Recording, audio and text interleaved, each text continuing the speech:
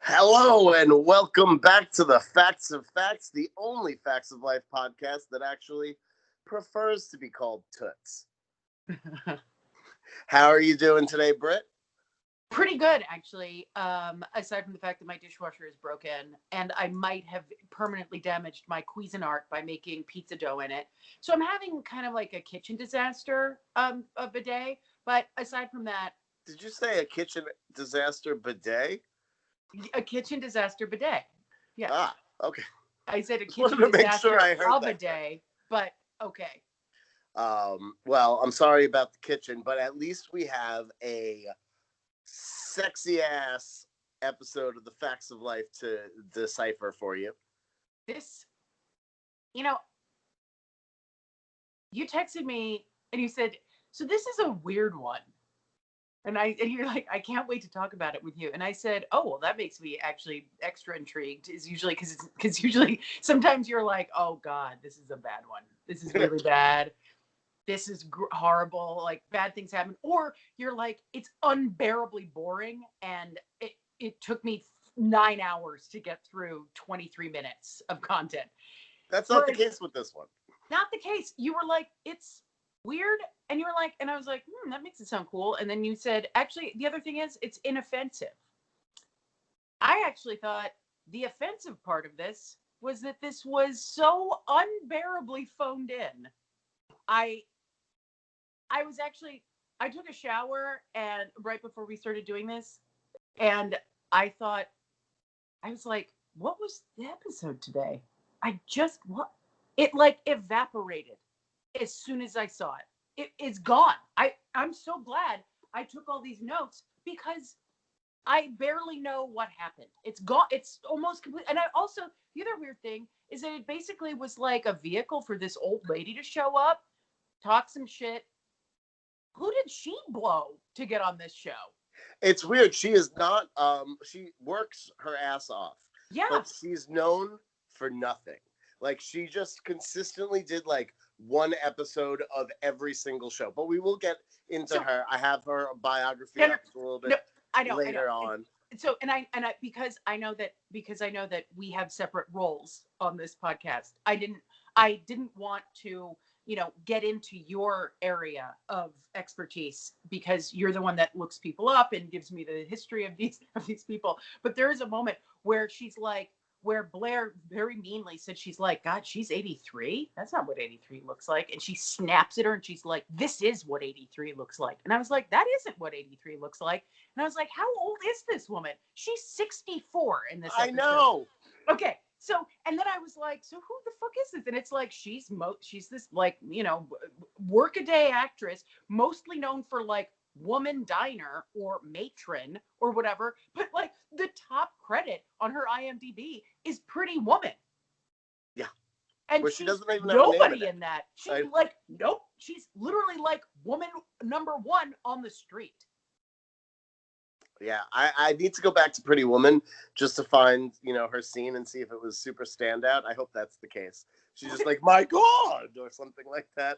That's her one line. I feel like she's like one of the people who comes out of the elevator while, Julia Roberts, dressed in her hooker finery, goes in and is just sort of appalled. That's this woman. Most likely, yes. Anyway, so we will get into her in a little bit, not too deep down the road. But first, let's our episodes, The Oldest Living Graduate, Season 4, Episode 4, the double quad, as they call it in the business. Yeah. So it was directed by Azad Khalada, which you should be able to tell just by how many scenes are back to back in the cafeteria. I actually, at this point, I actually think his signature style is to just not show up to work. It might be the case. He's not there. It's like the inmates are running the asylum at this point. I feel like the blocking, people were just entering and exiting. Mr. Parker comes in, Mrs. Garrett leaves. They both come in to get, it was just like, yeah. And then also this old lady didn't really have anything to do. So no, when she's busy, she's just I think my phone needed to be muted. When she's busy, she or doesn't have anything to do, she literally just sits there silently like a robot that's shut down. Yes. Like waiting for her next charge. Yeah.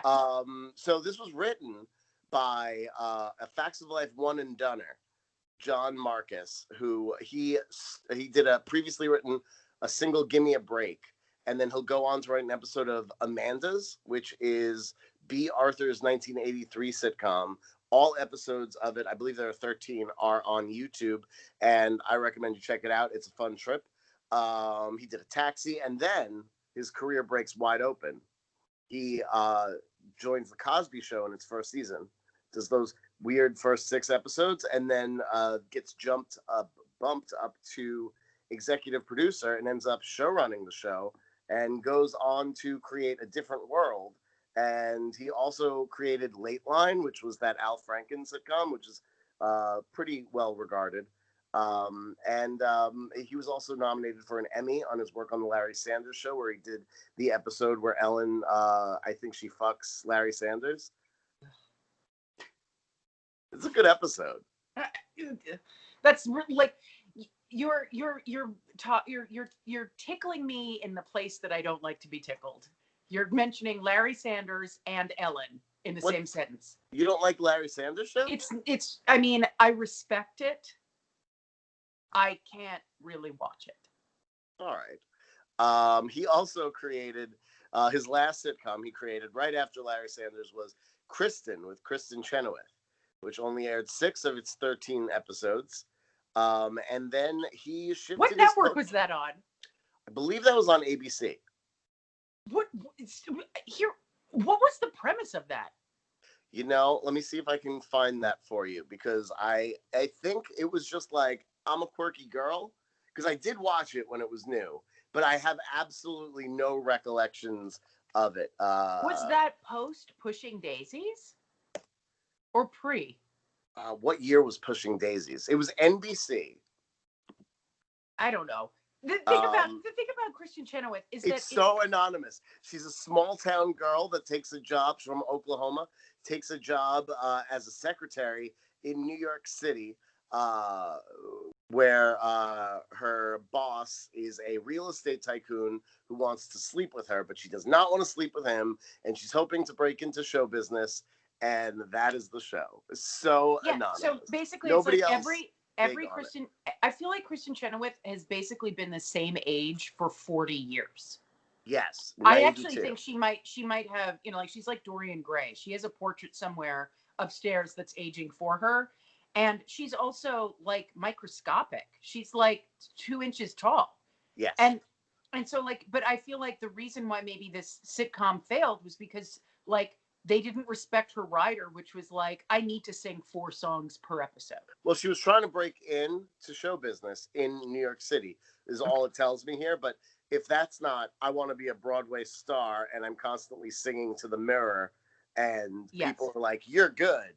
I'm sure that was the case. But anyway, so he shifted his focus after this, as I find this really interesting, to barbecue, where he now executive produces millions of barbecue shows and is a judge on them sometimes. Wow. Yeah, and that's all he does, nothing else, which is like the most amazing life. Oh, I'm just going to do a bunch of sitcoms nominated for an Emmy, and then you know what? Give me meat. I'm just going to lay here and judge the meat and pay me to do that. That sounds great. That's amazing. Also, you're the cooking competition TV expert between the two of us, even though I do like those, but I think that you're the one who watches them more aggressively than I do. To cope with the crippling loneliness inside me, yes. Yeah. But there is a like Great British Bake Off type show, but just for barbecue. Oh yeah, I know. I've seen them all. I've seen. He has produced so many of them. I can pull up his IMDb. But no, it's fine. We don't need to. Not that new into, like, Netflix one. Hour. He didn't do that one. I know that. Okay. Which I did. I did zip through that in 2 days. I like the barbecue shows.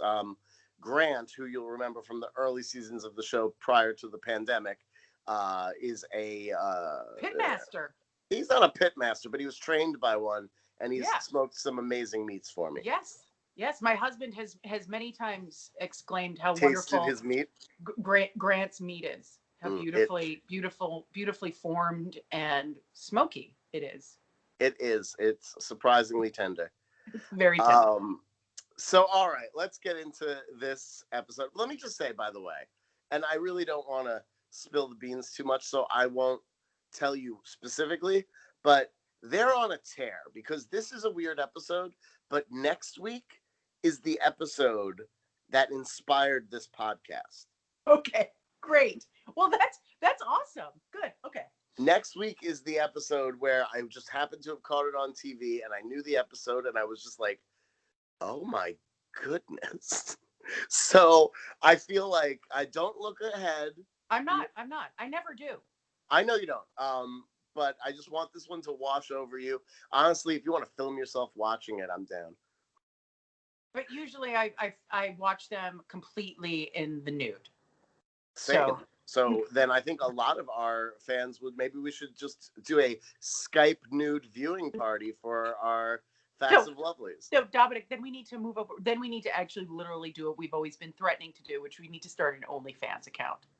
I'm ready to start an OnlyFans account. I was thinking about just like baking in the nude and then, eating my bakes. I feel like there's got to be a market for that. Right? Oh, I'm sure that. Yeah, I'm sure it already exists. It's called OnlyPans. Well, thank you for that. Everyone. And, Facts of Lovely's way in. Should Dominik start an OnlyFans? Should Britt? With all my cooking and decoupaging.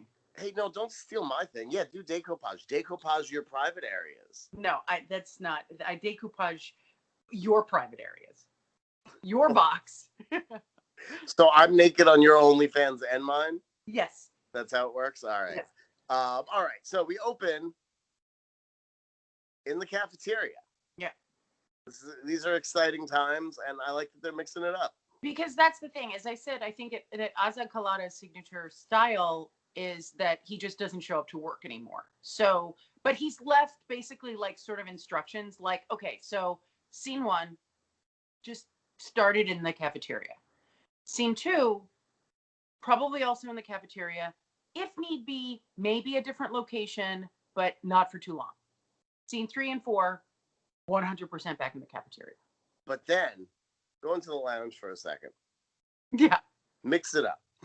Also go into Mrs. Garrett's bedroom. For a second. Every once in a while we get to see Mrs. Garrett's bedroom, and today was one of those days. It was a very exciting time. Yeah. All right. So we're in the cafeteria. We pick my jaw up off the floor. Tootie and Joe are shocked doing manual labor. Well, but they have the set decorator went crazy on the budget this week because there are tablecloths, there are lots of ugly yellow bouquets everywhere. There's a big banquet table that just says Eastland on it with a podium. There are a huge amount of ferns just covering the table. Yeah, it's Fern City over there. Why? What's going on? Is there a special occasion happening? I believe Joe has to set up this. Can't believe they're doing a luncheon to celebrate some old lady, but it's not just some old lady. Her name is Marie Thornwell, and she's very special. Very special. Apparently, she loves marigolds and strudel. So Tootie gets the titular line here. She goes, "Imagine. She's the oldest living graduate in Eastland." Why? Tootie has extremely nothing in this episode. Like it's aggressively nothing. Yeah, it's weird, and I do feel like they were just like, all network notes will be assigned to Tootie. If something needs to be explained, Tootie will just say it for no reason. So apparently, Mrs. Garrett brings it back to herself, boasting about how much she loves Mrs. Garrett's strudel. I really want to try Mrs. Garrett's strudel. Like, I've wanted to my whole life. Do you want me to make you strudel? Yes. And okay. I want you to speak like Mrs. Garrett while you're making it, at least in a video that I can see so I can feel like I'm eating Mrs. Garrett's strudel. Okay. I'm ready to get down. Oh, then I actually think I'm going to get the strudel, and I'm psyched. So Natalie enters and opines that this Marie must be a pretty interesting woman. Now, here's a question. Natalie went to this school before even Mrs. Garrett worked there. So how come Marie Thornwell has a relationship with Mrs. Garrett Strudel, but Natalie seems to just be learning about her? Who knows? But also, you would think that Natalie, being the fat, porky one, also, she would have a relationship with Mrs. Garrett Strudel also. Well, I'm sure Natalie knows Mrs. Garrett Strudel. Nobody's doubting that. But I just feel like there's like John Marcus maybe just didn't look back enough to realize that these girls went to this school for a while too. Yeah. I wonder he's stuck judging Brisket. Anyway, so Joe tries to convince Natalie to interview her for the school paper. And even though 2 episodes ago, Natalie had to, resign from the newspaper for making up, the abortion story whole cloth. Yeah. She's forbidden from writing. And apparently the writer of this was so lazy that he couldn't go back two episodes to understand. We're only told that she stepped down. Continuity is television terms. So the fact that he didn't know that from 2 episodes ago, that's incompetence. I agree with you, but my argument is this. I know she had to step down from being editor, but maybe she's allowed to write stories. I mean, after the Louise debacle, I figured she would have been tubing from the paper, but that definitely did not happen because she's still working there and she will still be pursuing journalism. And I count the days until they forget completely and call her the editor of the paper again, which I'm sure will happen.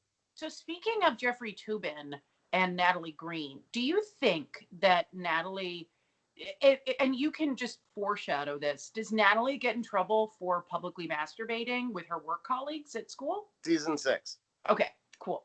I'm just going to write that down. Something to look forward to. It is. It's a good one.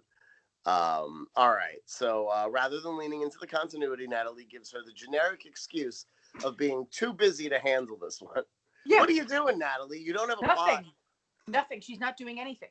She's literally doing nothing in this episode. Yeah. The only thing she does is basically sort of like crack wise. It's always. And hardly. And the wise, they're not that wise. No, it's basically her being like, "Oh, isn't it cool to be rich?" Yeah, I feel like John Marcus was like, so Natalie Green, okay, so Jewish, okay, so money. That's genuinely like there's multiple Natalie's money pumped in this episode. Okay, which I thought was weird. So we'll get into that we'll get into that later because I have a lot to say about this. Okay, cool. So we'll get into that in a bit. But Joe, not clearly understanding how to sell someone on something, begs Natalie because she's like, please do it. Nobody wants to listen to a rich old lady opine on what she's worth. She gets enough of that from Blair, who happens to be innocently distributing drinking glasses on a tray with an earshot. And then Blair gets one of her funny, cool one-liners. She's like, "Yeah, it wouldn't take me hours to talk about how rich I am. It would take me weeks." Audience loses their minds. They like when she's self-Blair. Yeah.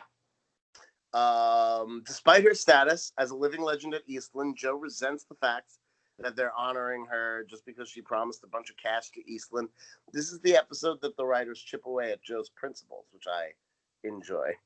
So I understand that. However, the season premiere of this season was literally Joe being in a precarious position about being sent home because she needs a scholarship. So she doesn't want it for other people. She got hers. So now fuck anybody else. But she's in a precarious position. I don't understand why she's just sort of shitting on the fact that this nice old lady who's 83 years old is giving money to the school for underprivileged people to, attend there.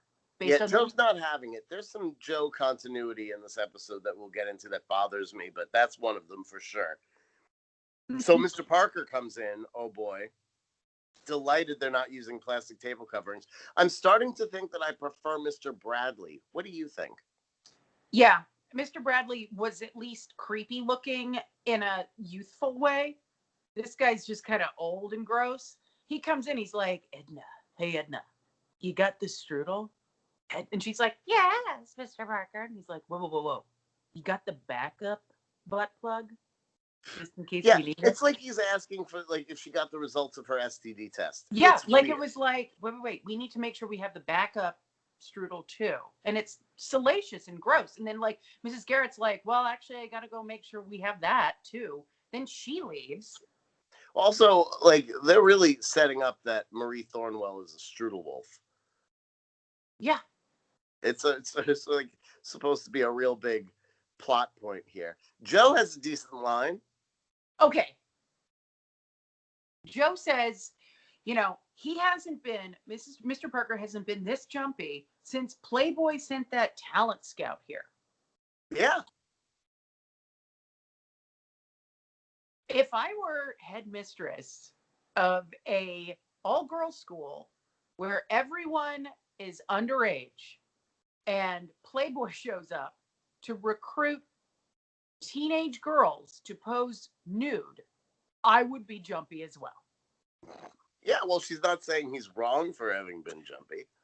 She just painted a scenario that I believe could have absolutely happened, and it tickled me because I thought it was like a little drop of realness in the bucket of nonsense that was this episode. But I do have to say though that I think that the writer was like, he fought for that because I'm sure that it was like that was very salacious to even mention Playboy in an all little like a teenage girl TV show, Perhaps, probably. But this is that's where he like was like, I will take all of your notes. I refuse to get rid of that joke. It's so rock solid. You let them have pimps and prostitutes and naked photo. Like we had a whole plot where Tootie was about to pose nude. I can't make my Playboy joke. Come on. Then suddenly, from off screen, a voice is heard. A voice that carries the honeyed, moneyed tones of a life well lived. A voice that it probably has an oblong doily tied around its throat. It's Marie Thornwell. She has arrived. Yes. Here she is. Exciting. And she says, she comes in and she goes, Charles, you're not in your office. That is correct. That was the big, that's the dragon lady. Mean. That's what, you're just not in your office. Like that's how she comes in and enters. And this is the person that everyone's so afraid of. Well, let's talk about her. She's played by Amesy Strickland, who's character actress who's made some 650 television appearances, according to Wikipedia. She started in radio with shows such as Call the Police, The Fat Man, Our Gal Sunday, and The Romance of Helen Trent, which, if you will allow me, she did not play Helen Trent, but I somehow went down a wormhole and found an interesting story about this. So Helen Trent was a 35-year-old Hollywood costume designer trying to make her way up through the industry. And she remained 35 for 7,222 episodes. Same here. In 1948, during an unrequited yet very romantic scene, a man's voice cut through the transmission on the airwaves and said, I'll get the quote because I have the direct quote, for Christ's sake, lay the dame and get it over with. Wow. What year was this? This was in 1948. And the crew struggled and failed to find the voice that went on to give sexually graphic examples of what the character Gil should then do to the character of Helen Trent. Was it Baby Snooks? Yeah, Baby Snooks broke through the line. Like, you should rail her. Give her a good seeing too. Up and down, side to side. Lay the dame, for Christ's sake. So in TV, Amesy Strickland was on the Dick Van Dyke Show 7 times in 7 different roles. Yeah. She did I Love Lucy. Wasn't she on the Andy Griffith Show? Mm-hmm. She was on Andy Griffith, I Love Lucy, Leave It to Beaver, all the way through Golden Girls, Seventh Heaven, Your Best Friend Ellen again, Wings, Alf, Ned and Stacy, which, I love Ned and Stacy so much. It is so rewatchable and so weird. There was like an entire season that was just about lingonberries. It was great. So did you just say lingonberries? Yeah. Oh, do you like lingonberries? I do, and I like them when they're used as a plot device on a major network sitcom as well. You gonna make lingonberry strudel? Well, so lingonberries I associate them so much with my Scandinavian heritage. Yes. Yeah. Oh, is that all you're going? Okay. No, For some reason, I thought, even though I brought them up, that maybe you had a prepared lingonberry story. So I was listen, like, all right, you know what? You know, Dominik, settle in. You could have like prepped me, being like, I'm gonna drop this lingonberry bomb on you, and I could have come up with something. But no, lingonberries are not they're more of an obscure berry. You know, I'm a fan. I know. That's why I enjoyed so much of the Ned and Stacy lingonberry plot. They're very small and they're very tart. Yeah, they're delicious. They're sort of like a huckleberry. Have you ever had huckleberries? I have. Yeah, huckleberries. I love obscure berries. Yes. And the another obscure berry that is from Scandinavia is what? The gooseberry. Well, gooseberry. Yeah, no, but that's found other places. Cloudberries. Ooh, I had those once and it was very exciting. Did you have them at Epcot Center? Because you can get them at Epcot Center. I bet that's exactly where I had them. That sounds... Because you can eat around the world there. Yes, me and Grant have done that many times. Well, 2 times. So she was also in some movies, Pretty Woman, as discussed, Doc Hollywood, and Britt, I know you love this movie. She was in Krippendorf's Tribe, where she played Gladys Schmatis. Yes, that's my favorite movie. I watch it probably every week. I know that you have the tradition to watch Krippendorf's Tribe on Thanksgiving after you've all been full. That's like a family thing. Full of roast lingonberry. You lay by the fire and watch Krippendorf's Tribe.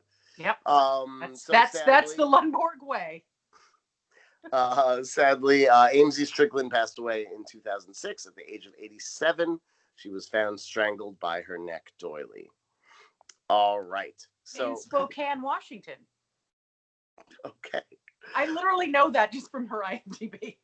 The doily story? No, the Spokane part. Oh, okay. So Marie ends up chastising Parker for not being in his office, and Blair whispers she can't believe she's 83. which she's not. No, and that's the best thing is that I wrote this down. It was like, Blair, I guess Blair, Joe, and Natalie are standing, away from Mr. Parker, and maybe Tootie too. And Blair, a stranger has appeared, and Blair makes an inappropriate comment on her appearance as soon as she shows up. She's like, "Isn't that inappropriate?" Like, I mean, to me. All she was saying she wasn't saying she looks 103. She was saying she looks younger than that, which is the case, which made it kind of weird that they decided to choose somebody who's 20 years younger than she's supposed to be playing. So, and at this point, and so this is how this goes down. Blair says, she doesn't look 83. And then Marie says, my dear, this is what 83 looks like. I wondered if that was like a tagline for some kind of like Pantene. This is what fabulous looks like or something. I don't know. I made it up. Could be. But at that point, I was like, oh, is this going to be way more complex than it usually is? Is this going to be a complex May-December romance? No. Is this going to be about, is this woman going to be a grifter? Is she going to be lying about being Marie Thornwill or Weed or whatever the fuck her name is? Is this going to be a story about dementia? Not knowing how old you are? There's definitely been a couple of points in this episode where I'm like, oh, it is about dementia. Yeah, and then I was like, or is this about a ghost? Oh, that would have been great. We do have a couple of ghost facts of lives coming up. I look forward to it. And the thing is that the reason why I immediately went to Ghost is because it is Shocktober right now, and my husband and I have been watching a lot of like horror movies. So, well, this episode actually aired November 4th. Okay. So right after Halloween. So I guess whatever last week's episode was the Halloween one. What was that one? I can't remember. They're gone. I liked watching your brain struggle to find it though. So Mrs. Garrett goes to shake the hand of Marie, and Marie calls her Mrs. Strudel. Yes. So I genuinely I thought that was funny. I mean, should we call her Mrs. Strudel for the next 6 seasons? I mean, we can try to see if we can make it through this episode calling her Mrs. Strudel, Okay. if you like. Okay. All right, we'll try. The challenge extended. All right, so Parker tries to walk her to her seat, and she gets irate. She can walk. She's a vision in brown. Brown gloves, brown bow on her brown hat, with her brown late blazer, and her brown bag. Everything is brown. It's like Everything all brown. is brown. Yeah. And she requests some Earl Grey tea, and Parker runs to fetch the Earl Lipton. Mm-hmm. Is that supposed to be a joke? Yes. How? How is that a joke? So he says, oh, he's fussing over. He's like, would you like some tea? And she goes, oh yeah, actually, some tea would be nice. I would like some Earl Grey. And he, does sidebars with Mrs. Strudel and says, do we have any Earl Grey? And she goes, well, we have some Earl Lipton in the kitchen, which is How is that funny? No, it's not funny. It's not. It's the setup is that it's supposed to be a joke. It's that we have Lipton, which is shit tea, but So I get that that Mrs. Thornwell is not going to get the tea she wants. I just felt like we made a fuss out of something that we could have just zipped past and maybe put a funny joke in. That's all I thought. Really? Anyway. We could have zipped past and put a funny joke in? That's this entire fucking TV show. So Marie monologues about memories of Eastland. Apparently, at the 1916 Harvest Boy, a ball of Bates Boy sexually assaulted her. No. Hold on. So here's the thing. So this is this weird thing. So Mr. Parker leaves to go get the Earl Lipton, and then Marie has a sidebar with Mrs. Strudel. And is like, yes, I have all my most important memories happened at Eastland. I was at the Harvest Ball, again, something that we've never seen and never will see, presumably. No, but we hear about Harvest Balls all the time. Yeah, in 1916. And right over there, a Bates boy kissed me right on the cheek. And Mrs. Garrett, Mrs. Strudel, shit, corrects her and is like, oh, wow, yeah, no, you must be thinking of the old Commons room because this one was built in 1950. And Marie's like, fuck you, Strudel. Yeah, she's like, no, it happened right there. Yes. Right the fuck there. So fuck you. And that was the first moment of dementia. At that point, I was like, so this is going to be something about dementia, or she's a ghost.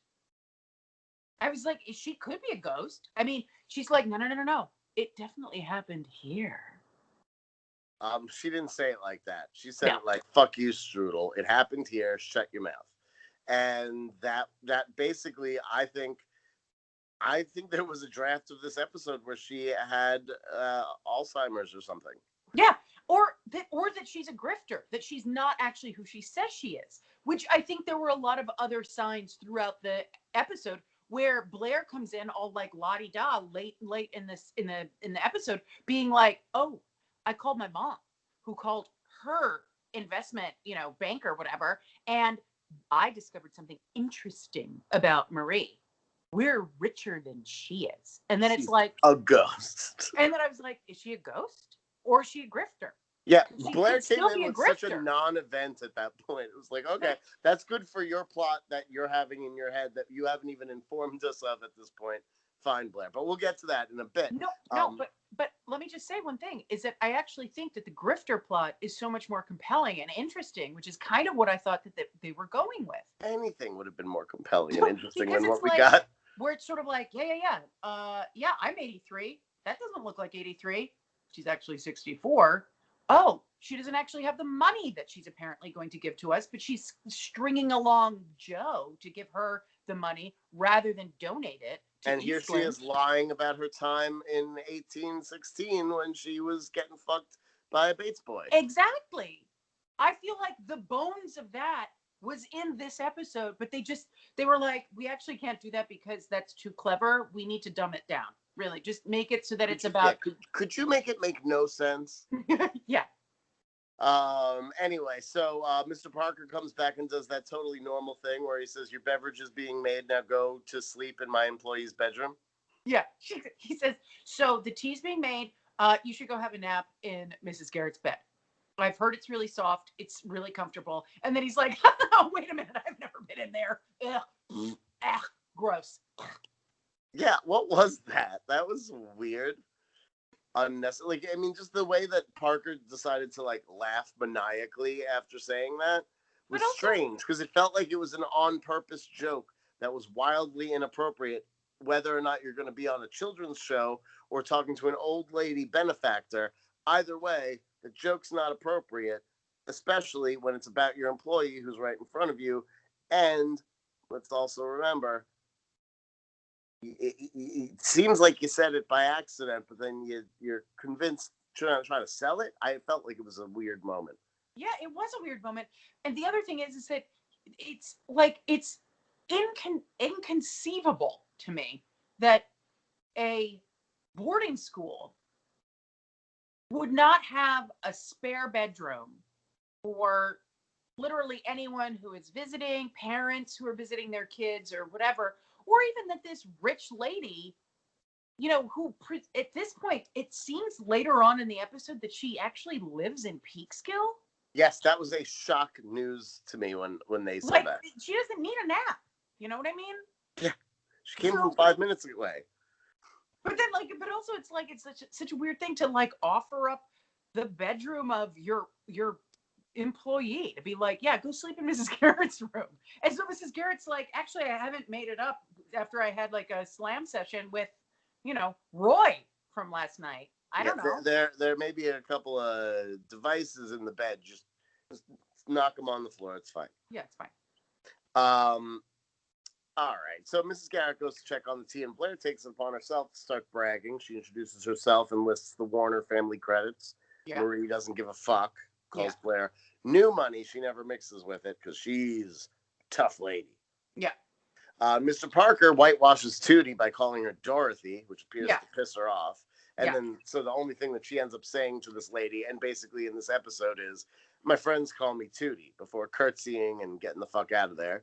And then he introduces Natalie as a budding journalist, conveniently omitting the fake rape that she created a couple of weeks ago, saying she's a star member of the debate team, which I feel like we would have heard of if that's the case, because if Natalie has even the slightest accomplishment, she talks about it.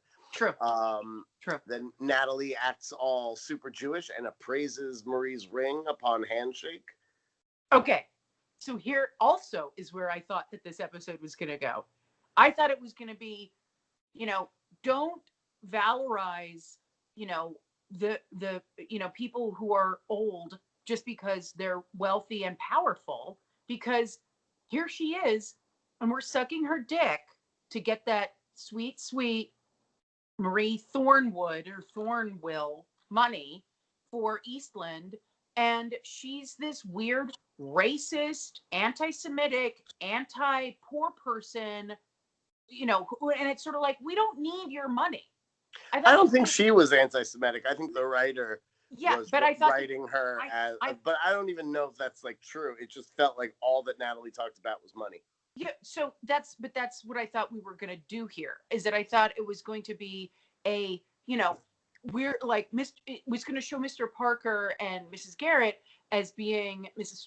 Strudel, as being, foolish and old-fashioned to want to take money from someone who is problematic.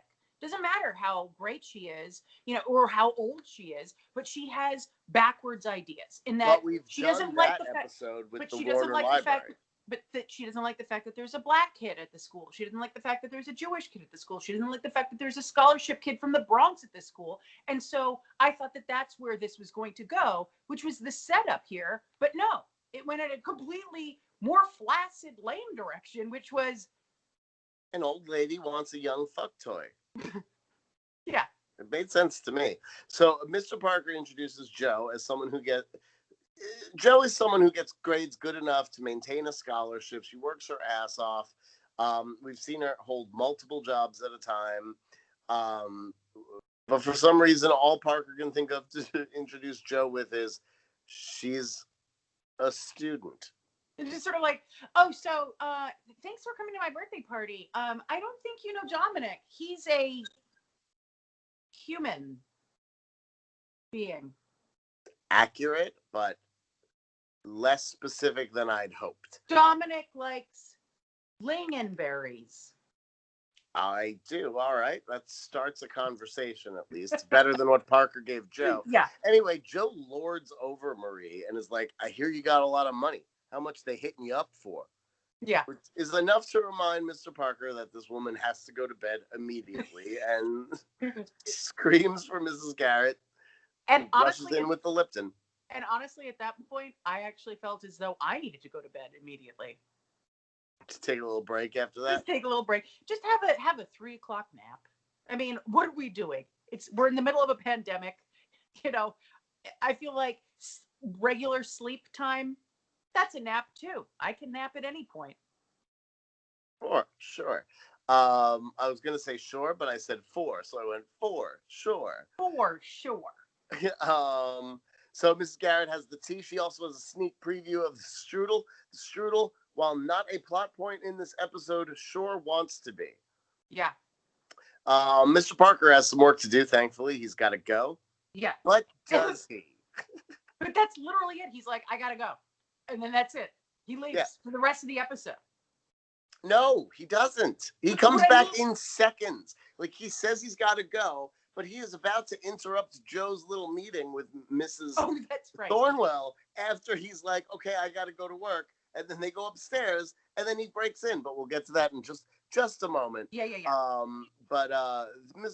Before that, Marie would rather be escorted by one of the young ladies, particularly the dykey one, but she'll basically take whoever's the loosest.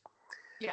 I'm wondering if this is going to be like a screwball episode where Marie loses like her valuable ring and they end up finding it inside of Joe and they all have to explain how that happened. And then they find it inside of Joe, and then Natalie takes it to the pawn shop because she knows how to get the best price. Exactly. So Natalie encourages Joe and Marie to go upstairs together, pushing them bosom to bosom. Yeah. And Joe takes the tea, tells Marie to grab her strudel and follow her. She obliges, and we're out of the scene. Yeah. And now we have a rare glimpse into something that's not the cafeteria for the episode. We're inside Mrs. Garrett's room. However, Joe and Marie are not. We get one of those, we're hearing them from outside the door bits. Yes. Here's the laziness of this show is unparalleled. Because Mr. Parker literally could have said, Joe, why don't you take her to, our special guest room that we keep for, special visiting guests, right? Rather than just Mrs. Garrett's bedroom. Like, they could have just... Hey, could we go in the lounge and can I interview you? And we don't have to do this. You have to take a nap a bit. Yeah, they could have just, put her anywhere. Or they could have redressed the set slightly. But also I wrote this in my notes because it was very late when I did this. Joe's middle name is Marie. I wonder if she'll tell that to Marie. No. Joe is mockingly encouraging Marie on her journey up the stairs, eventually saying, my grandma can climb stairs faster than that. But Joe's 16. Her grandma is definitely not 83. So, come on, Joe. But this woman is definitely not 83 either. I love that she's like, atta girl, Marie. My grandma moved fast and she had a plastic name. And then Marie's like, oh, I'm not used to being dealt with in this manner. And Joe's like, oh shit. Well, this is the only man I got. Mm-hmm. Marie better get used to it. Marie tries to hand Joe her strudel, which was very weird because she's right next to a table. Place it down. She's like, have this. Take this. And then Joe's like, I don't want the strudel. I'm going to eat some later. So don't pass that shit off on me. But the implication was that Marie wanted Joe to set down her strudel, which is very weird. Yeah. Everything about this was weird. Yes. So Joe, here's the thing that bothered me the most in the whole episode. Yeah. Kept me up thinking about it. Joe calls Mrs. Thornwell Marie, saying that that's her style. She doesn't like using Mrs. or Mr. or whatever. It sounds so stuffy. Is that why she's always like, hey, Edna, can I have a piece of strudel? You fucking say Mrs. every episode to Mrs. Garrett. 1,000 times per episode until you're deep into your 20s and you co-own a business with her. You still call her Mrs. So why can't this lady be Mrs.? Because the person who wrote this did no research, hasn't seen an episode of this show, didn't even read a script, has no idea what's happening. You know what? He took his script, he threw it on the smoker, and he made a lovely, shitty script brisket. Yeah, a brisket. A brisket. A script. I don't know. Sorry. Script. Yeah. Anyway, Marie gets the line of the scene when she's like, as long as you don't call me Toots. Yeah. Which, the writing was nothing, but the delivery was extraordinary. Mm. I loved it. Anyway, back to that time that like old ladies that were rich had like this weird British accent that they just like, it's just like a hint of British. It means I have money. And she delivered, and I feel like that was one of the last times one of those types of characters got to speak on a sitcom. Well, so I it's really sort of like that, mid-Atlantic bullshit. Anyway, but then Joe's like, all right, I'm not going to call you Toots. And then she's like, hey, Toots, you want to have a nap? You want to go sleeps? You want to go sleepies? No, she actually says, you don't have to nap. Okay. And Marie's and then she's like, no shit. Toots is like, yeah, I wasn't planning on napping. Jesus. And then she's like, oh, well, in that case, if you're not going to sleep, then how about an interview? And then Toots is like, you know what? Why did it take you so fucking long? Yeah. She has a whole speech prepared about being a glowing 14-year-old ingenue with a burning desire to excel and stay away from those Bates boys. And just like, shut up, I'm running this interview. It's not softcore porn. She says, I started at Eastland as an ingenue, a 14-year-old with glowing flaxen hair and a burning desire to excel. Which sounds like you. What? Sounds like you. Yes, that's true. And which gets a huge laugh. And then Joe looks at her and is like, nah, gross. She's like, Marie, I'm doing an interview, not a Harlequin romance. Which also gets a joke, which also gets a laugh, which is not a joke. Because she just because this old lady who's 83 years old described herself, remembering herself when she was 14 years old, going to having the first breath of freedom and, sexual escapades, getting kissed on the cheek by a Bates boy. And here's Joe being like, no. I don't give a shit about that. She's like, don't talk to me about that. No.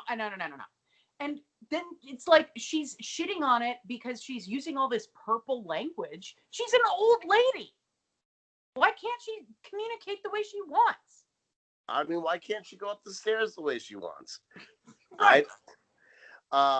Anyway, Joe. Wait, Marie, hold on. Let me just do like a tiny little deep dive on Harlequin. So, yes, I sent you a Harlequin romance cover. What was it called? I can't remember. It was horrible. It was like the Sheik.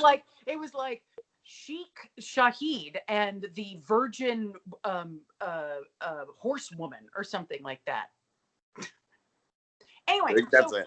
Harlequin was started in Harlequin Publishing was started in 1949 in Winnipeg by a former fur trader named Richard Bonnycastle, who eventually started managing a printing firm which specialized in reprints. So basically, they got a lot of published novels that were published in England, and then reprinted them in Canada. Okay. And they noticed that all of the Mills and Boon, which are well-known English romance novels, were doing incredibly well. And it was because they were like very cheap paperbacks that they were selling where, as they said, where the women are, in supermarkets and, I don't know, laundromats, whatever. That's where the women are. That's where the women are. Anyway, so they were doing really well. So then they started just focusing on it. And Bonnycastle's wife and his business partner, her name was Ruth Palmore. They basically served as editor-in-chief and CFO for Harlequin because they read the manuscripts and, romance seemed like this very steady business. Like, it was like they're cheap to produce, and they fly off the shelves. Like, let's stop doing all this bullshit sci-fi garbage. Let's focus on women who like to get fucked. Anyway, but this was still very early on in like the 40s and the 50s, 60s. And it was pretty conservative. Like a lot of the stories were the woman had to be a virgin, and they only ended with like a very chaste kiss, but they ended up together, the protagonist. But the funniest thing that I when I was doing a little research into Harlequin, because it has become a, kind of like, Xerox or Kleenex. It has become a word that encompasses a whole genre or a product, right? It's like, oh, a Harlequin. Are you reading a Harlequin? Romance has always been shat on by, serious readers and writers, right? Because it's women's literature, right? I don't know if that's why, but no, because it deals with like things of, it's romance, and it's not like, we're not going to space, or, we're not going to war, or we're not killing a whale or whatever. But in any case, and they're sort of dime store novels. They're cheap, but the funniest thing is that they early on, they noticed that the most popular genre really early on at Harlequin was something called the medical romance. Oh. Which sounds incredibly creepy, but if you think about it, it's so I Googled that as well. It's basically it's Grey's Anatomy. It's incredibly competent, hyper educated people who are under a lot of stress. The surgeon falls in love with the doctor, who falls in love with the nurse, who's having an illicit affair with the other nurse, who's having an affair with the dentist. They never have sex with any of their patients because that's incredibly bad and, illegal. That's interesting. I figured it would be like falling in love with your doctor stories. Of course. But it's such a funny thing that like that was a genre that basically started, a century ago. And Grey's Anatomy is still on and started like 20 years ago. That's like really interesting. I did not realize that Grey's Anatomy is like the modern live-action Harlequin romance. Exactly. Because medical edition. Exactly. But that's what's so interesting, because it's basically like it's an office romance, but the stakes are so like high. Jim and Pam. Like Jim and Pam. It's all coming together. But the stakes are so high, because it's like, oh my God, I can't believe that they died, and then, do you want a cup of tea? Some Earl Lipton or whatever, and then, kissy kissy. Anyway, so I think that at the time, in like whenever this was written in 82, I think that Harlequin was kind of, it was regarded as kind of trashy, which is why, like, Joe's sort of shitting on Marie for basically using this very florid language to describe herself. Anyway, so that's a fun little. Well, thank you for that. I enjoyed the deep dive into the Harlequin romance. Joe and Marie have a fight over what year it is. Another sign of senility, I guess. But Joe won't back down. Is it 82? Is it 81? They agree to just call it the 80s, like I do. Well, yeah, no, and this again, that's what I was like, is this going to be about dementia? Yeah, this is where I thought it was. And it isn't until later on, when she clearly remembers the argument and is clearly not senile, that you're like, okay, then why? And then I was like, so that? Then is this actually a story about a grifter? Is she fucking with them? She's fucking with Joe. That's literally what she's paying for. Marie goes on, eventually asking Joe where she's from. Joe proudly says the Bronx, knowing that it's going to get a huge laugh for the millionth time from the studio audience. The Bronx must have been a real punchline back then, because this has just been like endless. Well, yeah. I'm from the Bronx. Laugh track. Yeah, no, because, so Marie basically rhapsodically recounts being like, in my day, Eastland was a place that had New England debutantes from New England and socialites from the South. And then, by the way, you trash talking piece of trash, where are you from? And then Joe's like, I'm from the Bronx. And then she's like, ah, gross. No, she's delighted. I have in my notes that she's delighted, and she's like, "Oh, you're one of those pull yourselves up from your bootstraps kind of girls, crawling out of poverty." Mm-hmm. And yes, that is what Joe is. Yeah. Nailed it. Good job, Marie. But again, I think that at the time, so New York in the 70s, this was shot in LA. So, anyone who was in LA, basically saw the fact that New York was going bankrupt. The Bronx was constantly on fire. The Bronx was burning, so like, again, of course, being from the Bronx is a punchline for this show. I know, just like it's endless, guys. We get it. Anyway, Joe's offended. Marie is loving it. This is how Marie flirts. Honestly, I felt like I got more flirting advice from Marie than I have in a while. Like I'm out of the game. I'm on the apps, and I was like, oh yeah, you gotta neg people. That's what they like. I don't know why they like it, but you got to do that. So but I will also say that Joe negs her too, so they're constantly they're both loving it. They're so I mean, it's this S&M dance. I know they're gonna go have a fucking fingers and clam Lawrence Welk date in a couple of days at Pierre's. That's a different date. Anyway, the sexual tension is really palpable between the two of them. They're once again standing chest to chest, breathing each other's air, and I now get that doily there is she put that on to sop up the juices of whichever Eastland girl she could get into Mrs. Garrett's bedroom. This is what they do. This is like a Ghislaine Maxwell thing, basically. Oh, so I thought it was going to be more like a sort of like just a flip up dental dam.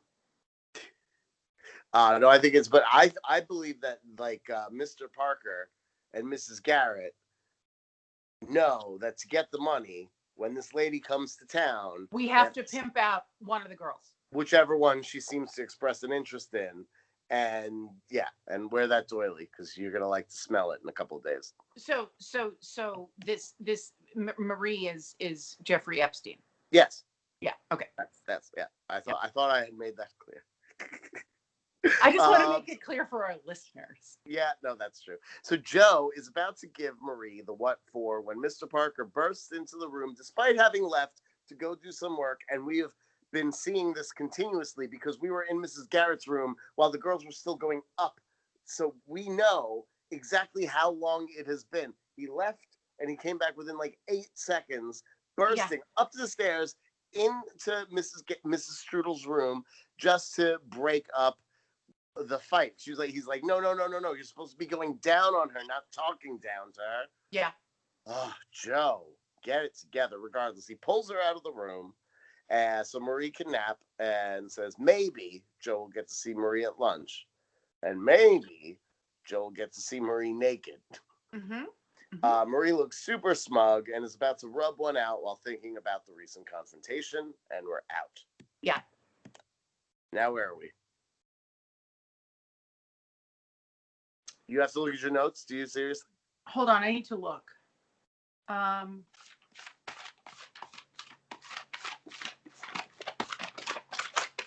Wait, where is it?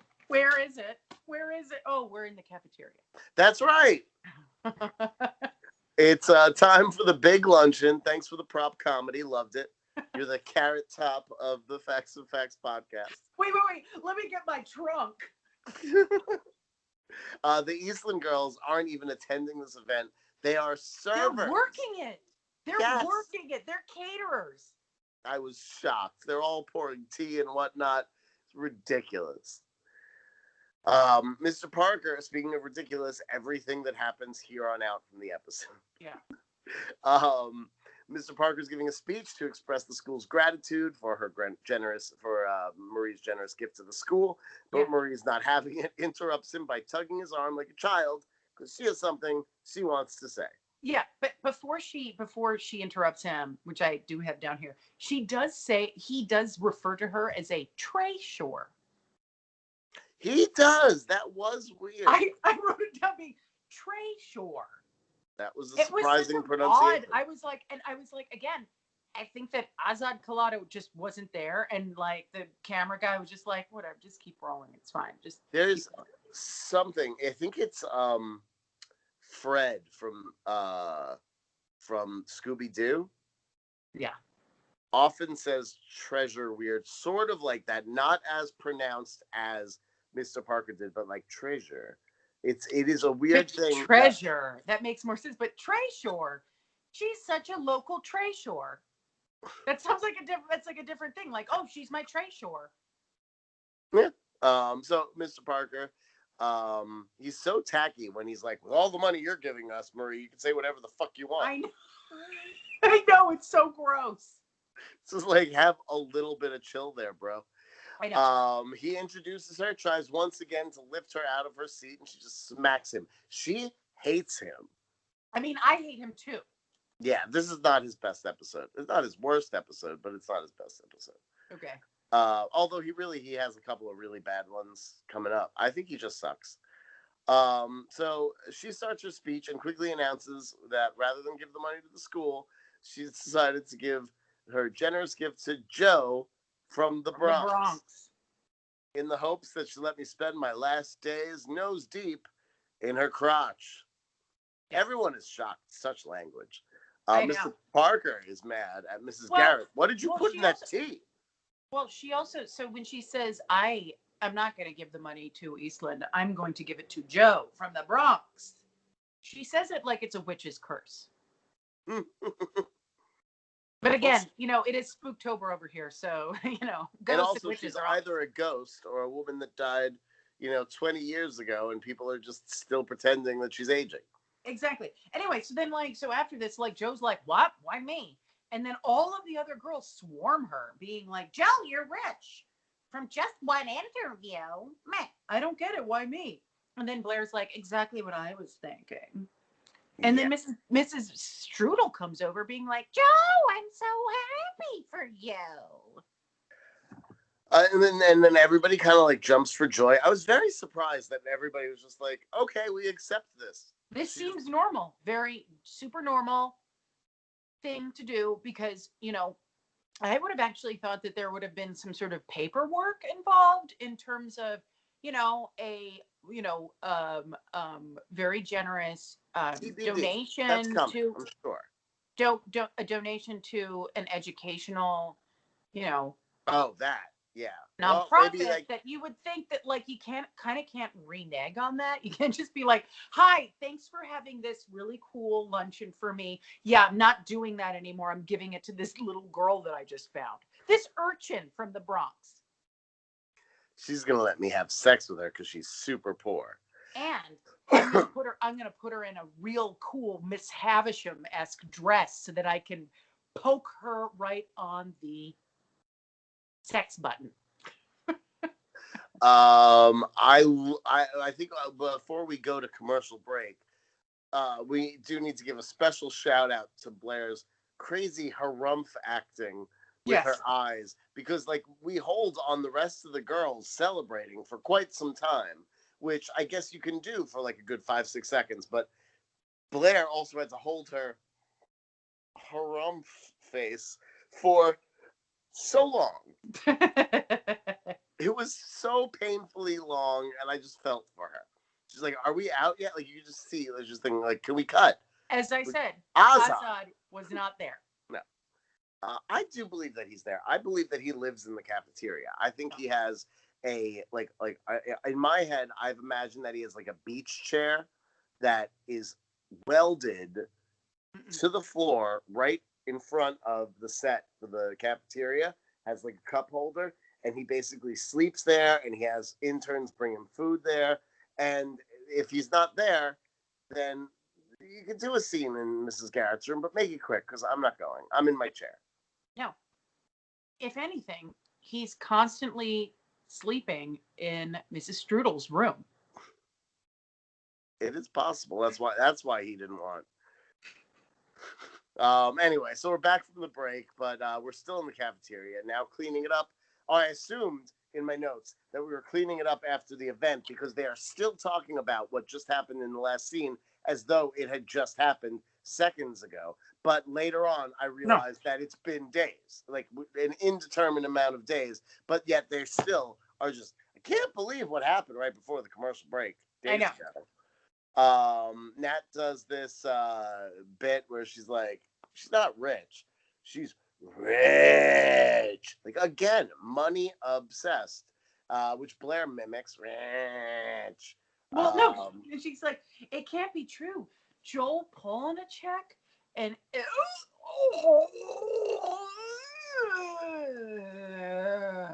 then Natalie's like, an heiress? Yes. They're now saying also that Maria's leaving her entire fortune to Joe. Yeah. But and tell me if you got the same impression. I just thought there was a donation that was being given to the school. It wasn't her entire fortune. It was like, I'm giving $300,000 to Eastland, and now I'm giving it to Joe. But no, it's just like, you get all my money. You get my whole Lawrence Welk VHS collection. You get everything. You get all of my strudel porn, my strudel recipe books, my blanket that has pictures of strudel on it, my strudel scented air fresheners. This is all yours now. Yeah. And all my neck doilies. Which was, again, confusing. It was. I feel like because it changed here's the thing: is the game on us. It made it even weirder. Yeah, it made it super weird because what it felt like was the announcement wasn't that Marie was going to give her entire fortune to Eastland as an endowment. It was just a donation. So I thought that was what was happening. For sure. This was 100% the impression I got as well. I don't know where anybody got the idea that it's the entire fortune, but that's what it becomes in the second act. So strange. And then it becomes clear that it's not later in the day. And it's just like, what is this episode? We learned that Tootie says that Joe has been taken to all the best places in Peekskill. So the Howard Johnsons. For sure, the Hojo. The honeymoon suite, I assumed. But no, because she has a fucking house here. She lives in Peekskill. Yeah. Where's she going? No, she's going to Pierre's. Yes, Pierre's. Blair is so upset about that. That new French restaurant? Are you kidding me? Again with these fucking lazy ass facts of life writers. Pierre's? Really it could have been called like Bonjour Oui Oui or Le Restaurant Français. It's like they don't try. Remember, it was like Le Petit Chateau Hotel. Yeah, Le Petit Hotel, whatever. Le Chef, Le Français Chef. It's like they make no effort. Blair is upset. She does not think that Joe will appreciate Pierre's. They don't even have fish tacos there. Blair is looking pretty jealous. And I think it's because Joe has found a new rich lover. True. I think that's the subtext. But also, Blair goes on a tirade here. Yes, Tootie awkwardly says she should be happy for her Joe. Though. No, she says Joe won't appreciate going to Pierre's. That's like taking Lassie to the plaza. Oh yeah, it was harsh. First of all, Lassie's a very fancy dog, and 100% Lassie would appreciate going to the Plaza Hotel. I bet Lassie has been to the Plaza. Absolutely. And Lassie, how fun would that be? I would love to take Lassie to the Plaza. I feel like there probably is a movie of Lassie at the Plaza. Lassie Goes to the Plaza, 1933. Yeah, exactly. Starred Ainsley Strickland. So the original Lassie was actually played by a dog named Pal, which is very cute, I thought. But I did a little research. Lassie is one of only 3 animals to have a star on the Hollywood Walk of Fame. Lassie, Scooby-Doo? Animals. Actual animals. Scooby-Doo is an animal. He's animals. A dog. He's a Great Dane. Okay. Not fictional animals. Actual animal actors. Lassie is fictional. She's played by Pal. You just told me this. Yeah, no. So what I'm saying is that there are other characters who have stars on the Walk of Fame, like Mickey Mouse, Kermit. I don't know the other ones. But the other two animals that have actual animal actors who have Alf. stars on the Walk of Fame are Rin Tin Tin and Strongheart. Both of them are German Shepherds. Strongheart was in White Fang. But, this made me get to thinking, which, as my husband always says, can't have that wife get to thinking. But this made me think that there is an extreme anti-cat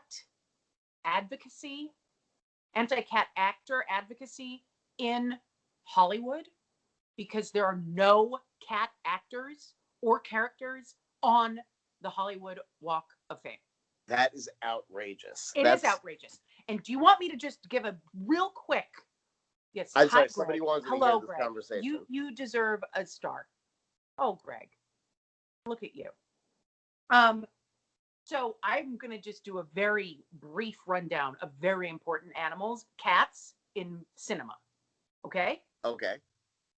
First of all, Mr. Bigglesworth from Austin Powers. Blofeld's cat from Russia with Love. Very famous. DC from That Darn Cat. Siamese. So has a special place in my heart. Of course. Pie Wacket from Bell Book and Candle. Kim Novak's cat. She's a witch. Also Siamese. Very beautiful. Salem Sassy. from Sabrina the Teenage Witch. Well, that was mostly a horrible puppet. Oh. I'm not getting this game. No. Sassy from Homeward Bound. Goose from Captain Marvel. Technically a flurkin, but whatever. Milo from Milo and Otis. Church from Pet Sematary. Cat from Breakfast at Tiffany's. Super important. And then, of course, Jonesy from Alien. There's a whole fucking book about how to write a screenplay called Save the Cat. And none of these cats have a star on the Hollywood Walk of Fame. I'm starting a petition. Where do I write? Who should I write to? Should I write to the mayor? Yes. Should I write to the governor? I know that we have a very important election. Gavin Newsom. So should I write to, okay, because Right you know now. how much I like to write hate mail. But I know we have a very important election coming up, but I do think that this should be rectified. Well, I will say this, by the time this episode airs, the election will have happened. Whether or not we have the results of it, I do not know. I hope so. Yeah. But anyway, so did you enjoy that like little cat? I did. I brought my cat over. He's been licking my arm the whole time. Yeah, that's because you have cake on it. And it's pie filling, and I've showered since then. He just loves me. Anyway, so Tootie very awkwardly says, you should be happy for Jo. She's been poor her whole life. First of all, she's 16. I know. She has no sense of money that much. Like, maybe she just opened a bank account and it's got but also she owns a motorbike. I know. Well, she saved up for that. But that's the thing, is that Tootie's like, you know what? Don't bully her. She's been poor forever. And then Blair's like, yeah, well, it's very becoming on her. Tootie's non-comments this episode are surreal. They're so strange. I know. They're just bizarre interjections that nobody needed and nobody even wants to respond to. It's just like, you're just allowing me to break up my two lines. So I have two punchlines. Thanks, Tootie. Anyway, then we get the writer's favorite bit, put Jo in an ugly dress, and the crowd usually goes wild, but this time the crowd went, oh. Well, so I wrote down that, so enter Jo wearing a white bridal doily. Well, Marie has a doily fetish, so. True. So but it also, like, Jo is not a very big person, but it made her look like a linebacker. It was so big. It was very boxy and strange. Like, she looked like the Hulk. She'd been working out. She just got a lot of exercise this week, power lifting that old lady off her face. Anyway, Blair makes an Easter parade joke, and Joe explains that Marie sent this for her to wear today. No shit, but why? Is it a wedding? Is it their inaugural sex outfit? Is this As I Marie's said, fetish to just fuck a giant doily? as I Natalie said, likes it.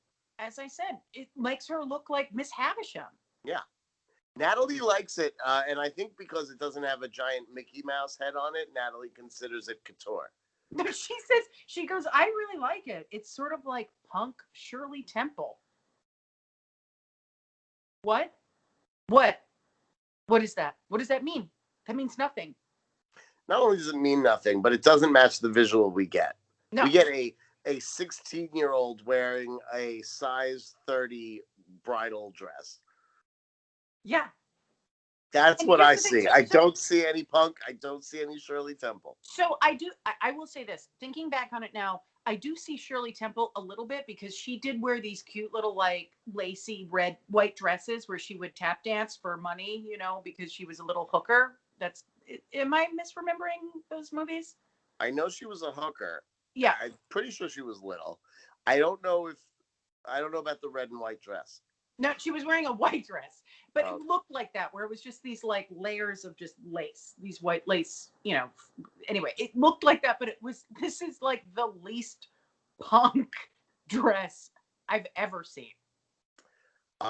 Yes, agreed. Tootie is excited to see Joe in a dress and party shoes. She's never seen Joe like this before. That's what I wrote. We've seen Joe like this 4 times. 3 times it was used for comedic effect like this. 1 time, people were like, "Oh, she looks nice," even though she didn't. Tootie backtracks and it's like, "It's lovely. It's lovely." But there was that weird time when everyone was like, "Oh yeah, no, sweet, we got Joe dressed. We got her into a dress for that special dance," and she was wearing some sort of weird, like, Middle Ages, like mead handmade. Yes, it was like a weird peasant dress or something. It made no sense, but everybody was like, "It looks good." She looks great. Oh my God, that's exactly what I would wear to a prom. Well, Joe says she likes it and then corrects herself saying Marie likes it, and she likes eating out Marie, so she'll wear whatever she has to wear. She's going to be shopping and going to Pierre's wearing that. Yeah. And Blair makes some joke about shopping for motorbikes, which would have been a good scene. I would have liked to see like Marie being like, "I'll buy you a motorbike. Go in your dress, pick out the motorbike you like, and then you're going to finger me on the ride home." Yeah, exactly. No, we're not dirt bike shopping. We're buying a harp. We're going to buy music. We're going to the music store.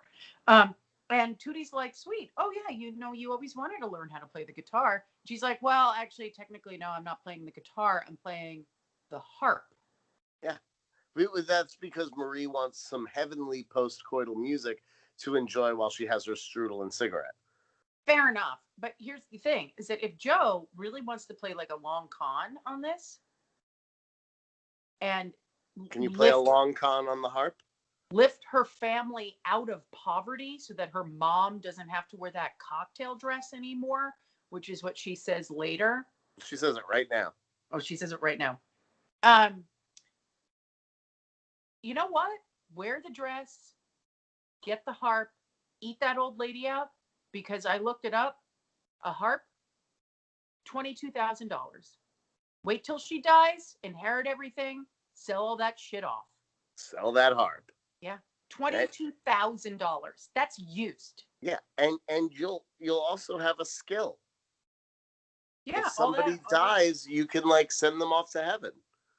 Yeah, you can guarantee it. If the music plays, you're going. Yeah. That's why I have a harp in my bedroom, just in case if I like choke on like some chicken or something, I just run over and start, and just in case. Just in case. Anyway, she plops on her helmet and bow-leggedly hobbles out of the cafeteria in her dress. Yeah. Hilarious. New scene. Where are we? Same fucking location, the cafeteria. Blair's come in and she's super delighted about something. It's like this weird non sequitur. Turns out the Warners are richer than the Thornwells. Blair's using it as a way to entice Joe back into the sack, obviously. Blair's got a new lease on life here. She's just thrilled that we live in a world where you can just push a button and find out how much somebody's worth unless it's the president. Right. Joe is not going to be around for dinner because she's got a hot date at Marie's house, which is where we learn that Marie lives nearby, which I feel like we should have known earlier, and it's just weird. Like, it is weird.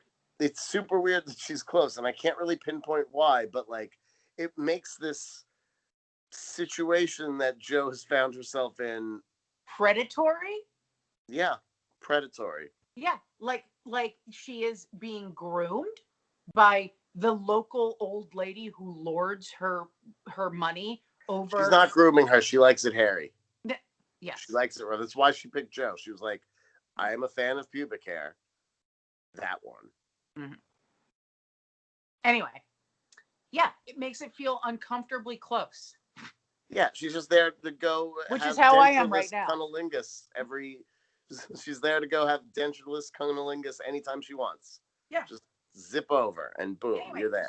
So then it's like, oh, so you're going to take your motorbike over there? And she's like, well, no, Marie told me not to drive it anymore because she gets nervous about it.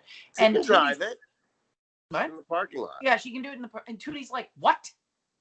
That's the only thing we know about your personality. How can you give that up? Are you kidding me? And she's like, well, Maria lets me drive it around the parking lot at 0 miles an hour. And then she's like, wait, what? Where are you going? How are you getting there? She's like, I'm going to take the bus.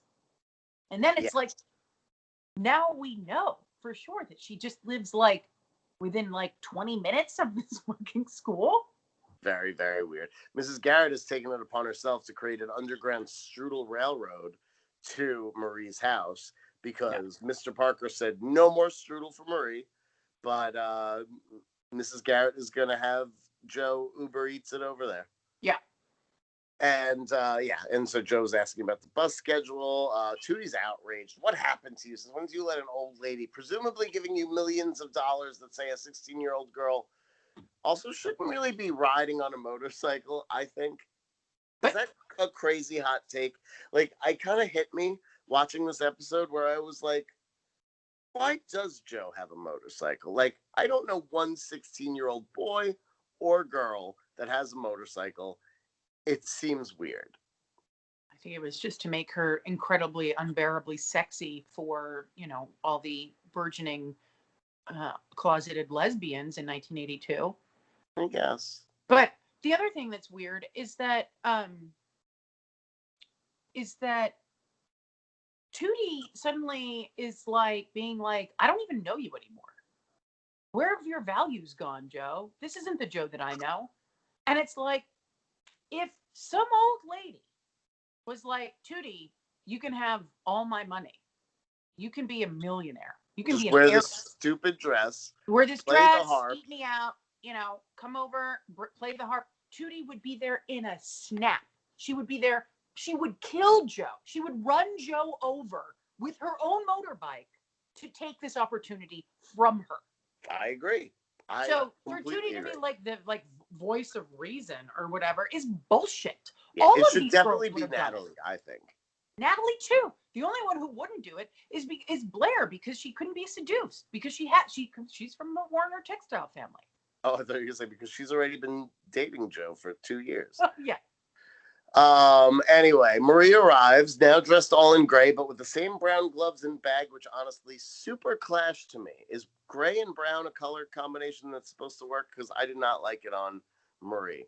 Also, it's like, you're so rich. I suppose, but mostly for, out of work witches and, mean governesses.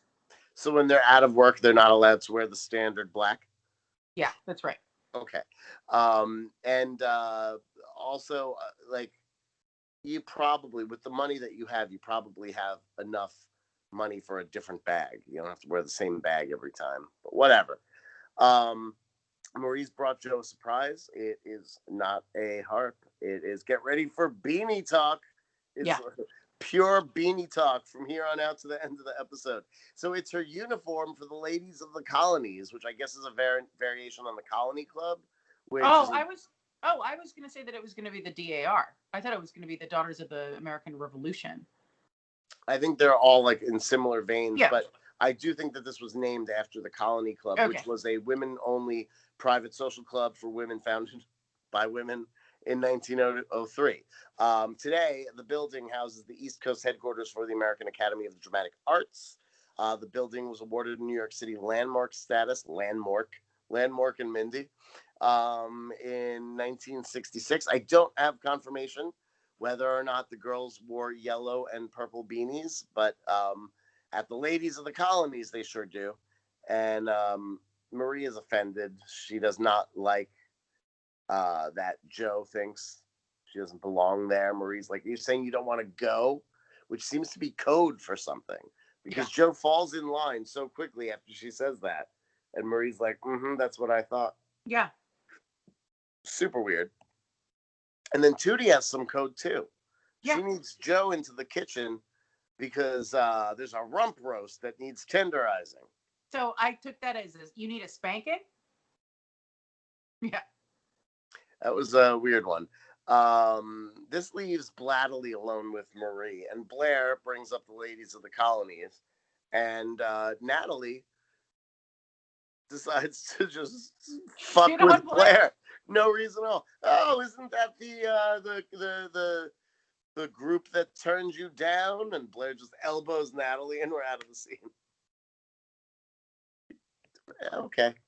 Tootie, who really should have no vested interest in this, is absolutely horrified to see Joe's identity slip away.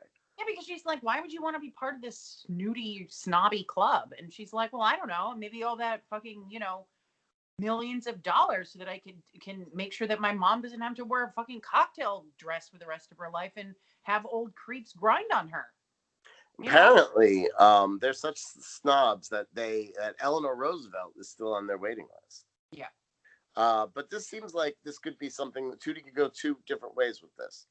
She could say, like, yes, this is a great opportunity. And she hasn't said, like, oh, the ladies of the colonies commit hate crimes. Or, oh, the ladies of the colonies spout dangerous rhetoric. There was none of that. It was just like, they seem snobby. They're very exclusive. You can't do this to yourself, Joe. Yeah. Well, technically, so if it is the ladies of the colonies or whatever, sorry, my cat is having a meltdown over here. But impassioned by that rhetoric about the stars. Yeah, I assumed it was the DAR, which is snooty because it's the Daughters of the American Revolution, which you literally cannot get into unless you can prove that you are a daughter. You have a direct lineage to someone who was here during the American Revolution. So technically, Joe wouldn't. She is an immigrant family. Like, they just got here in like the last 50 years. I assume this place has the same rule, but like you have to be from the colonies before they were states. Okay, yeah. Anyway, so yeah, but then like Tootie's like, why would you want to be part of this? And she's like, you know what, Tootie, fuck you. Mama. And then Tootie's like, well, what do you know? Even Miss Integrity, even Miss Tell the World Off has her price. And Joe's like, yeah. You all think that I'm selling out? Fine. Well, yes. So Tootie basically hypes Joe up to tell Marie she doesn't want to be part of the club. And then Joe marches back into the cafeteria, but she just cannot get the words out of her mouth and instead pretends to be excited because she, quote, has never had a beanie before. Yeah. She's had to flick the beanie, though. For sure. That's what she calls her vibrators. Those are the flick the beanies. Marie has another surprise, and it's under her brassiere. Just kidding. She stiffens up her body and goes, it's all cleared and ready for you. So I guess she got waxed. Yes. Mm-hmm. Nope. Marie wants Joe to move in with her. Yeah. What? What is this episode? This went in the weirdest directions. It's like, here's like, okay, so move in. Like, what's the worst that's going to happen? I mean, I wouldn't want to do that. Me neither. But like, if it meant being the heir to this woman's fortune. That's a lot of change. Anyway, so then Joe's sort of like, I don't know, I'll think about it. And then Mr. Parker comes in to deliver the news. Well, yes, but Marie explains that her lifestyle is about to change, and the sooner she prepare for it, the better. And now she has some clothes she wants to watch Joe try on. And Yes. Tootie is aloft on the highest of horses, sarcastically calling Joe Mrs. Integrity, not Yes. Mrs. Strudel, and shouting obnoxiously that she has a price. It was so... Ugh, Tootie, you're such a hypocrite. Yeah. Joe does some serious acting for a minute. Can you blame her? No. It's a lot of money. It'll help out her mom. Yeah. She knows that everyone thinks she's sold out, like when Shirley Temple abandoned punk rock. Yeah. Mrs. Strudel's pretty diplomatic about it, but Joe is still irate until she monologues herself to a calmer place and admits that she wanted to draw a line, but she couldn't. And then Mr. Parker comes in, and he apparently just had a chat with Marie's lawyers. And very normal thing for yes, Mr. Parker to have a conversation with a private citizen's lawyer about... She was going to give me money. Let me talk to her. About her will. Yeah, and her mental state. He says, very indelicately, by the way, that she's fucked up in the head. She's yes, super this is stupid, her thing. She lures and young women. She changes her will at any whim. She was going to give it to her mailman. She was going to give it to a bird sanctuary in like Des Moines or something. And then, worst thing, she was going to give it to the saxophone section on the Lawrence Welk show.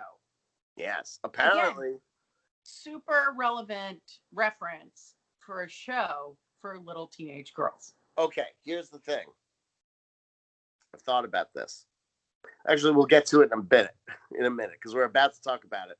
But it has to do with Lawrence Welk. But there's more Lawrence Welk to talk about. So he basically shorthands it. She likes to lure young women in with the promise of inheriting their fortune, and then it turns out she's actually in her early 60s and won't be dying for another 3 decades, and so then they're fucked. Joe is understandably shocked.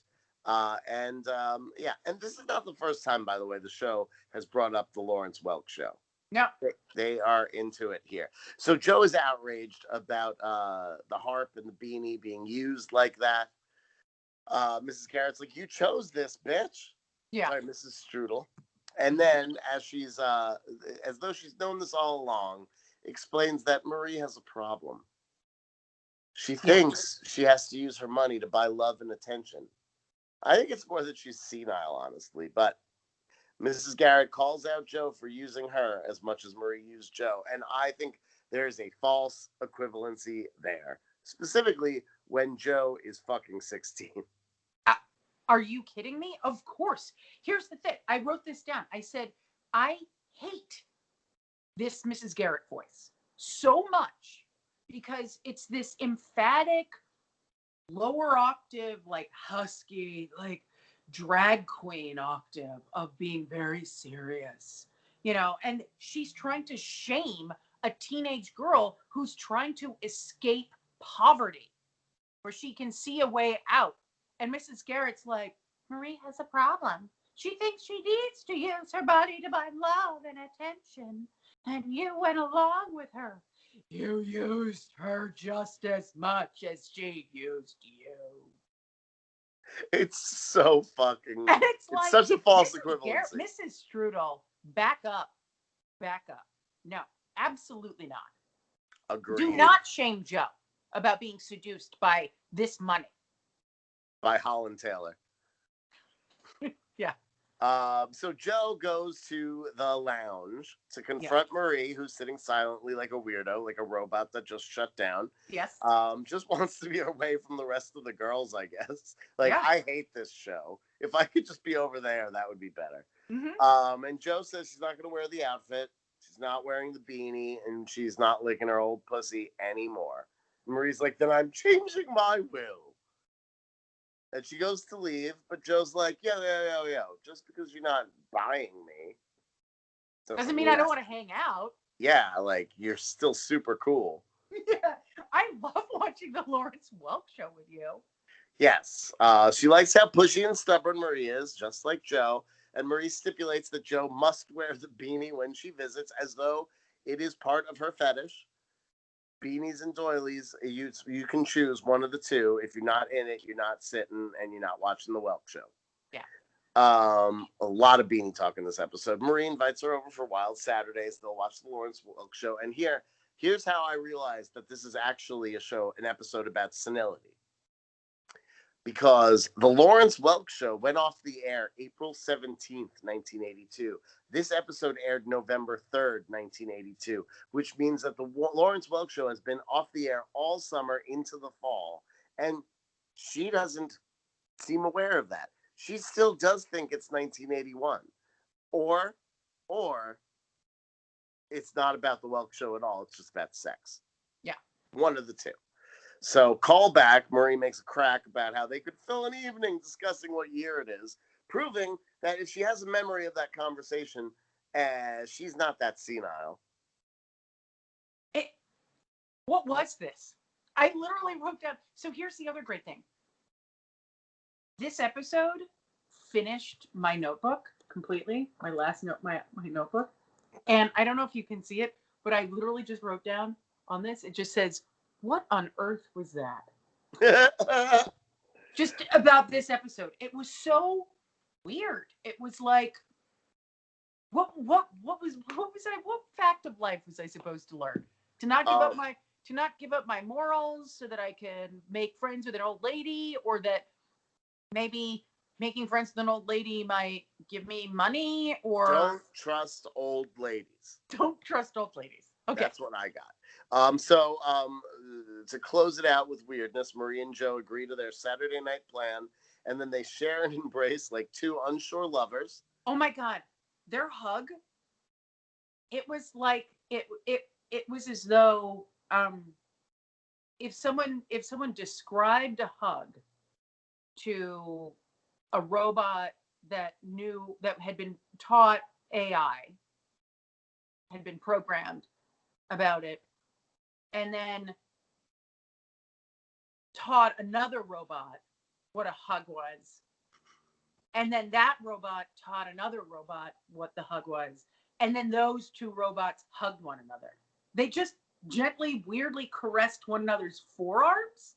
There was like some cheek-to-cheek situation. While Marie, the old lady, did a lean-in, being like, "Are we gonna kiss?" I feel like we're vibing. Are we vibing? And Joe's just like, we vibed enough. I don't know. I actually felt like when they separated, there was a moment where they both looked each other up and down like they were delicious steaks, or you're a vegetarian, so say pineapples or something. Pineapples.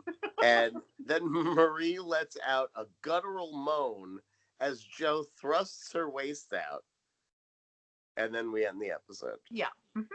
They stare at each other, look each other up and down. Joe does this weird sup with her crotch, and Marie goes, and the episode ends. I was so pleased by that. Such a weird ending to such a weird episode. And yet the weirdness is only getting started. Like, anybody who watched this show in the fall, this is also, this I just said was November 3rd, and it's just occurring to me that means this is the first episode of Sweeps for the season. Wow. This is their first Sweeps episode, and next week they're going to sweep you off your feet. Yeah, so any final thoughts for this gem? Do we ever see this woman again? Is she ever mentioned? One and done. Her and John Marcus, they're done. Good riddance to bad lovers.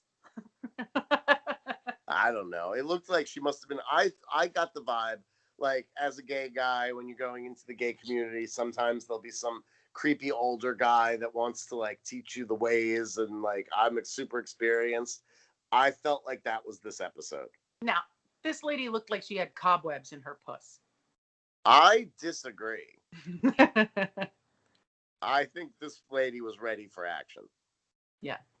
Okay. Well, that's why it was all about the flicking her beanies. the Jeffrey Epstein of Eastland. Yeah. That is that going to be our visitor, Subtitle? aka Yeah, I please think it don't. should be. The SEO is going to be insane. All right. Well, unless you have anything else, we'll bid our Facts of Lovelies adieu and see you next week for a doozy. And even weirder. I promise you it's weirder. Great. All right. See you soon. Bye. Bye.